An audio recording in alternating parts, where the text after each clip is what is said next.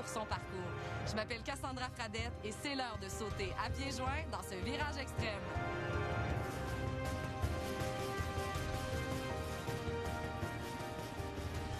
Le tout premier saut, ça part de ma femme qui, pour me faire plaisir, m'achète un saut en parachute. Comme on passait, en fait, si tu veux, pour aller faire les courses, on passait devant un centre et à chaque fois, c'était « Oh, les parachutes, c'est cool !» J'aimerais bien essayer. Puis quand elle me l'a acheté, je me suis dit « Finalement, je sais pas si j'aimerais bien essayer. » Mais ça coûte cher, donc je vais lui dire que je suis très content de ça, on va y aller et tout.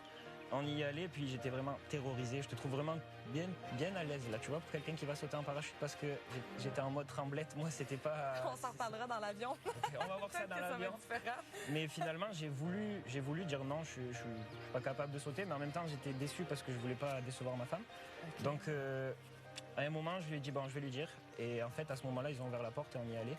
Ça a été l'élément déclencheur d'une passion qui sort de nulle part, en fait. Et ben exactement, j'ai personne de ma famille ou de mon entourage qui était parachutiste. Et puis c'est vraiment arrivé de nulle part, jamais sorti de ma tête. Et dès que j'ai fait ma formation PAC, que j'ai compris qu'on pouvait travailler là-dedans, j'ai vraiment dit, ok, j'arrête tout, je veux faire ça. Puis là, on m'a dit, t'es juste sur un trip d'adrénaline, ça va redescendre, arrête, tu sais, parce que les parents, normal, ils veulent essayer de te conseiller au mieux. Puis finalement, là, j'ai voulu écouter personne, je me suis dit, je veux faire ça. J'ai bloqué l'idée, puis je me suis dit, je veux faire ça jusqu'à ce que j'y arrive, je vais faire ça.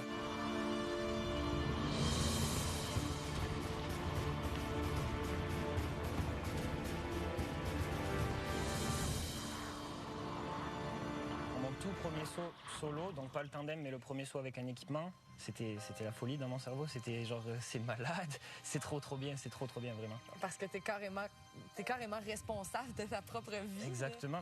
Déjà, tu comprends que t'es capable de sortir d'un avion puis d'atterrir tout seul, c'est fou. Mais à la fois, tu comprends pas ce qui vient de se passer parce que t'étais là-haut, puis là, t'es en bas et t'as manqué quelque chose. Et donc, c'est vraiment une sensation forte. Ouais. Une fois que t'as fait ton solo, là, t'as dû avoir la charge de quelqu'un parce que là, t'as fait des sauts en tandem. Ça a été Exactement. Comment, ça, ton premier saut en tandem? Ça prend un minimum de 500 sauts. Donc, j'ai passé ma formation en tandem. Puis les premiers sauts en tandem, c'est pareil, on a la responsabilité de quelqu'un, donc on a du stress, mais qu'il ne faut pas faire paraître forcément puisqu'on a un client. Souvent, l'énergie, tu vois, au début, c'est un rapport un peu fermé parce que le client, il est là, il a peur. À l'ouverture du parachute, c'est une transformation, c'est ton meilleur ami, c'est « Waouh, c'est malade !»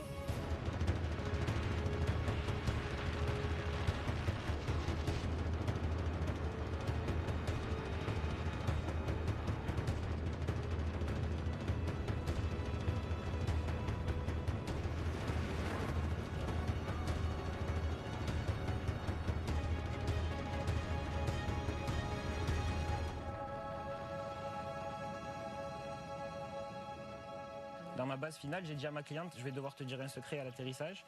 Et elle voulait le savoir de suite, mais une fois atterri, je lui ai dit, t'es ma première cliente. Puis là, elle a capoté vraiment. C'est pas vrai. Et il en faut bien une, tu vois, donc...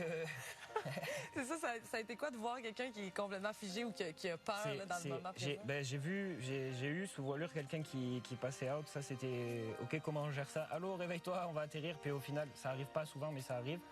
Il a tombé sans connaissance? Une fois le parachute ouvert. Et puis le pire, c'est que ça arrivait 3 fois. C'est ce qui était vraiment impressionnant, c'est que c'était comme ça. Puis il s'est réveillé, c'est malade! Et il est retombé. Moi, j'étais là, waouh!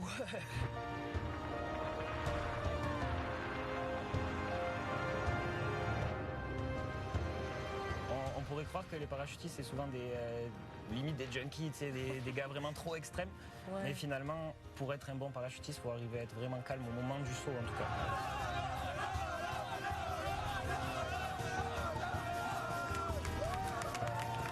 Tu fais du parachute, mais tu n'es pas prêt forcément à vivre ce que tu vas vivre. Donc une fois, je dois l'avouer, j'ai même eu la petite larme parce que c'était tellement beau. Mon premier saut au coucher de soleil de voilure. Donc là, en fait, on est avec les amis, on fait pas de chute libre. On monte en haut, on ouvre le parachute de suite. Donc on est à 4000 mètres, 13 500 pieds. Ce qui donne qu'on va rester une vingtaine de minutes. Au lieu d'avoir les 50 secondes plus les 5 minutes, on reste 20 minutes.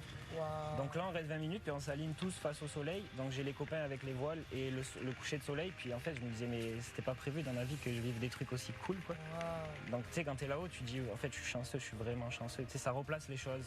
Tout va bien quand t'es là-haut, quoi, vraiment. Mais c'est ça met la vie en perspective, en quelque sorte. Vraiment, la vie, même la planète, parce qu'on joue avec les vrais éléments, tu vois. Donc c'est malade, c'est vraiment cool. Parle-moi de tes parents, ils vivent ça comment que tu fasses ce métier-là? Pour les parents, c'est spécial au début, vraiment. C'est l'incompréhension totale quand tu pourrais avoir une carrière au sol, bien tranquille, confortable, sécuritaire. Puis au final, avec le temps, ça va bien. Les grands-parents, c'est pas pareil. La grand-mère, elle me dit, tu pourrais travailler à la poste, tu vois. Mais je suis parachutiste, mamie. Mais je comprends, tu vois, c'est vraiment avec tous les métiers au sol qu'il y a à faire. Tu décides d'aller travailler dans le ciel. Mais finalement, c'est pas plus dangereux que travailler à la poste ou rester sur la route. Pour les parents, finalement, au plus ça va, au plus ils me voient aussi épanoui. Donc ils sont fiers de ça. Ils sont fiers de ça finalement. Mais au début, c'est sûr que c'est aïe. Là, je pense que c'est le moment où je veux vraiment plonger, comprendre ta vie. Tu veux plonger? Plonger. On va aller se faire un petit saut en parachute. Mais avant, je vais te demander, je vais te laisser choisir entre 0 et 10 l'intensité du saut. 0, on va dire que c'est la petite madame que j'ai pas envie de trop secouer. Je veux bien être poli avec elle et galant. Okay. 10, c'est pas que je veux pas être galant, mais on va y aller comme si j'étais avec un ami qui a envie d'avoir de la sauce piment un peu. La sauce piment, on est à virage extrême. On y va pour le 10. Tu prends la sauce piment? Je prends la sauce piment. Sûr de toi? J'aime ça piquante. T'es sûr de toi? On s'en reparle dans l'avion. On y va?